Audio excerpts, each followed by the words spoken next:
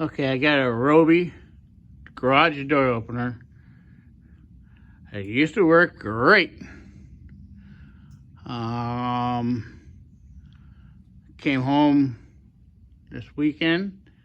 Someone locked my door, so I went to open it up. It kind of jammed up. So I realized what's going on. I came in here and unjammed it. And now every time I push my controller or any other controller, it does this.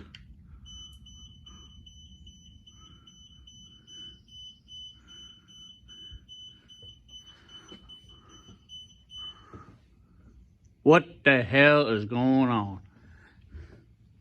Everything in the back is fine.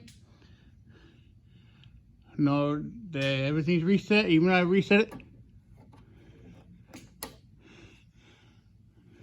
Check the circuit breaker, nothing. Do it. Same fucking shit. Anybody have any clue? Would greatly appreciate it. Thank you.